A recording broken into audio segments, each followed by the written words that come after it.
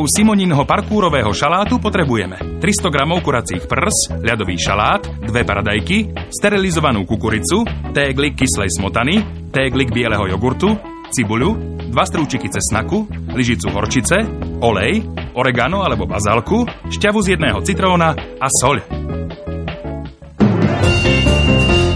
Dáme cibulku na rozpálený olej. Takže rozpálme olej najprv, nie? Áno. Takže rozkúrime olej do nepríčetna. Do nepríčetna, áno. A dáme smažiť cibulku. Ja sa ťa, pokiaľ sa nám rozkúri olej, sa spýtam. Dajme tomu, že už mám koňa. Mám ho osedlaného. Čo teraz?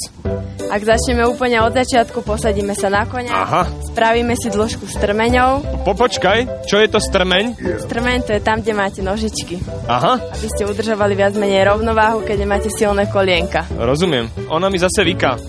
Tu prichádzam, milí televízni diváci, do etapy, kedy si myslím o sebe, že som veľmi, veľmi starý. Pritom to sú mladé dievčatá, celý týždeň varia, oni mi vykajú. To je profesionálna deformácia, lebo keď máme zákazníkov, tak im musíme všetkým vykať. Musíte aj malému zákazníkovi dojde... Malému samozrejme nie, ale keď už je taký... Keď je vyšší, no, ako v tom tak. prípade na tom viem pomôcť situáciu. No. Vidíš, ešte ma aj zbije za chvíľočku. My tu máme ináč také sedlo.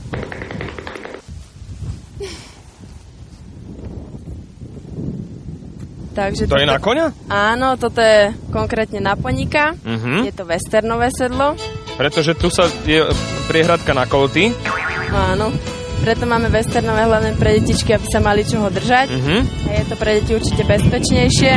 A na westernových sedlách sa podľa mňa ľahšie jazdí. A tu je ten strmeň, to je on. Áno. No a teraz to sa nejako privezuje na to brúško? Áno, toto je tzv. Podbrušník. To zapíname o konička, vždycky sa doťahuje z ľavej strany. Ale v zásade to potom nakoniec vyzerá tak, že to má človek, teda kôň to má tu hore, hej? Áno. Počkaj, sa tak zohnem. A toto sa tam zapína hore, áno, je to tak? Doťahuje sa koník, až keď jazdec sedí, samozrejme, lebo koník sa vyfučí. Koník sa najprv ešte 5 minút vykráča a potom sa... Teraz mám ísť kráčať ešte 5 minút. Áno, kľudne. Keď som vykráčaný, tak môže... Koľko máš kilo? Ja dosť. Tak poď. Ne. Čo je? Však som už odsedlaný. Áno. No dobre, dám si to radšej do... Ja aj sukňu máš. No o to skorej to chcú televízni diváci vidieť. Takže, máme rozhorúčený olej. Tak. Ty si už niekedy aj varila, hej? Nie. Dobre. Mäsko pokrájame. Čím slížikovetejšie bude to mäsko, tým to bude lepšie. O to bude lepšie. Ešte som to neskúšala, ale verím tomu. Tak písali v tej múdrej knižke. To sú už hrubé slíže, pozor, tenké slíže chceme. Čo si vo svojom civilnom živote? Si ešte študentka niečoho? Áno, som študentka. Je to poľnohospodárska škola. Tak to sa celkom hodí k sebe. Áno, mám odbor chov konia a jazdectvo. Neverím. Áno. Fakt? Takže koničky budú viac... Tvojim koničkom. Áno, môj život, skôr by som povedala, už keď je aj tá škola. Takže neplánuješ ísť potom, že chemická, technologická niečo, alebo Univerzita Komenského. Takže mäsko... Dobre, mäsko máme nakrájané. Áno, môžeme ho tam šupnúť. Keď myslíš, tak ho tam šupni. Aby som neoškrila pánvičku. Pozor, neoškri teflon. Mäso kupované v uzavretých obaloch a fóliách i hneď vybalíme. Umieme, potrieme olejom a uložíme do ladničky. Takto ošetrené mäso vydrží 3 dni. Čiže keď sa podarí mi dostať hore na koňa, to znamená posadiť sa, hej, čo je občas niekedy ťažká a namáhavá disciplína vysadnúť na koňa, potom môžem povedať nejaký povel. Alebo je to o poveloch? Oni sú naučení? O poveloch. Školné kone bývajú naučené, ale viac menej učíme na správne pomocky. Začína sa holeňou, priložením holene. Mám vám vysvetliť aj správny set. No jasné, že to chcem vedieť. Takže špička, koleno, špička nosa je jedna kolmica. Hej? Čo je? Kolmica? Áno, špička, takže koleno a nos? Špička, brada hore, potom je peta, bedrové kosti a ramena. Áno, takže to je druhá kolmica, to znamená, že máme byť pekne vystretí, lopatky spolu, brada hore, peta prešlapnutá dolu. Peta je najnižší bod jazdca, hej? Aha. Milých televíznych divákov chcem upozorniť na to, že svokra mi navrhla, aby som si dal tie ponožky na nohu. Ináč ja nenosím ponožky v sandáloch. Pridáme ešte cesnak. No ale to sa potom ťažko chodí. Nebolí niekedy z toho jazdenia telo? Telo samozrejme na začiatku, keď jazdec začína jazdiť, alebo teda začiatočník, tak bývajú väčšinou svalovica na 100%, hej. Prvá jazdecká hodina u nás trvá pol hodinu. toho dôvodu, že koník môže byť na lonžke iba pol hodinu a jazdec, aby vládal, aby sa na ďalší deň postavil. Takže... Jasné. Čo si budeme hovoriť? Bolia z toho najmä sedacie svaly? Áno, stehná, sedacie svaly. Na koni samozrejme musíme byť uvoľnení, takže keď sme poriadne uvoľnení, tak niekedy aj brušné svaly. Dajme tomu, že už som vysadol na koníka, už viem všetko zapnúť, nohy, toto a tak ďalej. Držím v ruke niečo? Napríklad... Oťaže samozrejme. Oťaže?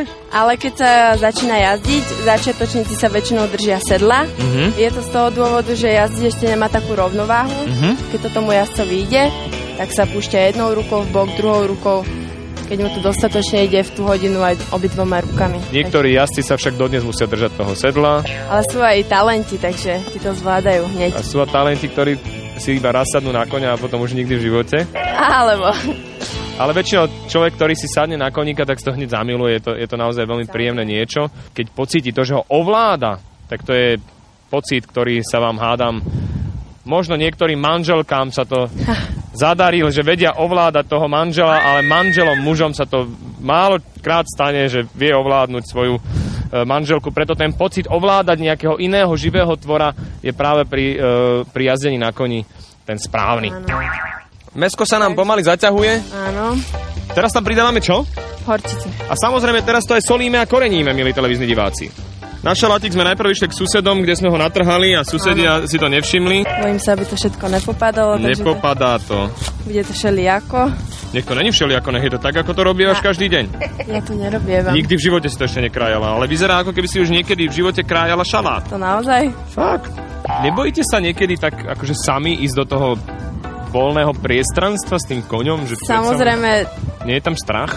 Strach. Keď je... Utečenie, ale vieš, kon si to rozmyslí a odíde preč, čo potom? Koníky sa vracajú domov, hej. Ako poštové holuby? Ako poštové holuby. Nevracajú sa hneď. Ak je väčší počet koní, tak ostávajú, keď náhodou spadne jazdec alebo niečo. Ale keď sú napríklad len 1, 2, tak sa koník vráca domov, do maštale. A to je potom taká príjemná prechádzka pre toho človeka, ktorý nevie dobehnúť samozrejme, stáva sa to občas, toho koníka. Takže... Základný moment pádu je dostať nohy zo strmeňou preč. Áno, aby sme neostali vysieť. Lebo potom, keď vysíte, tak potom si tak klopkáte hlavu.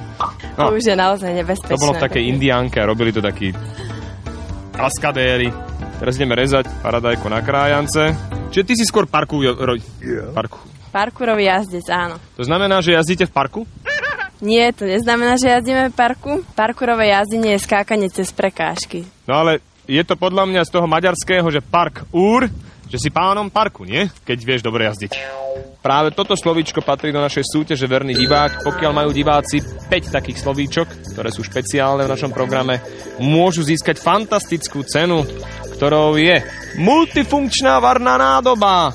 Volá sa Fit Cook. A kto ju má, nepotrebuje kuchárskú knihu, lebo hoci čo do toho dá, tak varí to 100-600. Aj z teba by to urobilo dobrého kuchára, ale myslím si, že nepotrebuješ momentálne nič vylepšovať. Lebo ťa vidím.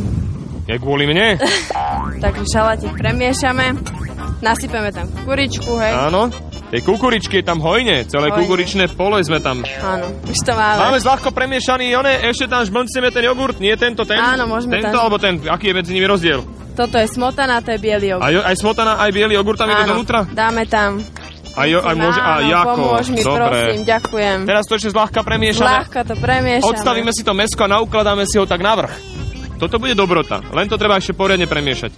Čiže ešte ťa to nechám pol hodinu miešať, keď to domiešame, naservírujeme si to a budeme to degustovať.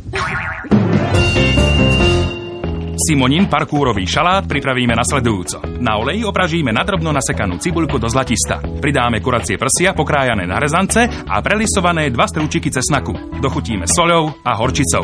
Ľadový šalát nakrájame na pásiky, pridáme paradajky nakrájané na kolieska, kukuricu a šťavu z citróna. Zalejeme kyslou smotanou a jogurtom, posypeme oreganom alebo bazalkou. Primiešame vopred pripravené kuracie prsia. Dobrú chuť.